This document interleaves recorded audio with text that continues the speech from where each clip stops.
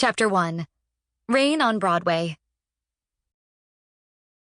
From the very first second she stepped into the hush of the theater's lobby, Lila Hart's nerves made themselves known, crackling through her chest like electricity that refused to ground itself.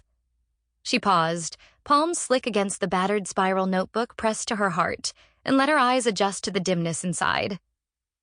The velvet curtains loomed ahead, saturated with a century's worth of dust and drama, and the scent of old playbills, damp coats, and last night's spilled wine curled in the air.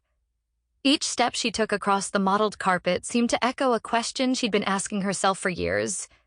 Could she really belong here?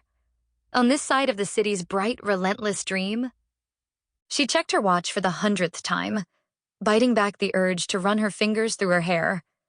It was already too late to fix the mess the drizzle outside had made of her curls, and she imagined herself as a sort of accidental Ophelia, rain-streaked, fragile, but still unwilling to drown.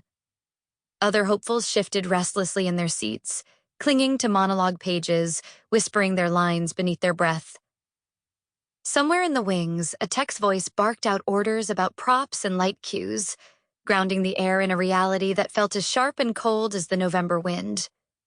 When her name was called, she rose with a grace that only just covered her panic and walked down the long, shadowed aisle toward the empty house. The director and his assistants perched in the third row, heads bent together, murmuring over a battered clipboard and a single lamp that cast their faces in silhouette. Lila cleared her throat, heart racing, and willed herself to look at the light rather than the faces, to become the story and not the storyteller for a moment.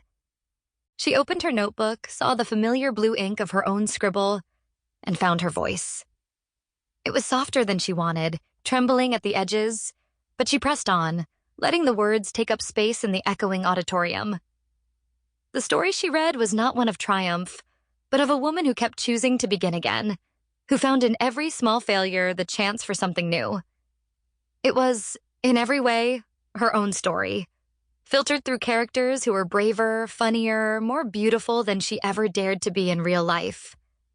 She told it anyway, her voice steadying as she found the current of longing that pulsed beneath the lines. When she finished, silence stretched out, thick and uncertain. The director gave her a polite, non-committal smile and thanked her for coming. She nodded, cheeks flushed, notebook clutched tightly to her chest as she walked up the aisle again, half hoping for a miracle, half expecting nothing.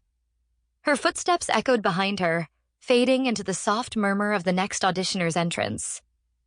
Outside, the city had changed its mind about the weather. The drizzle had turned to rain. Sample complete. Ready to continue?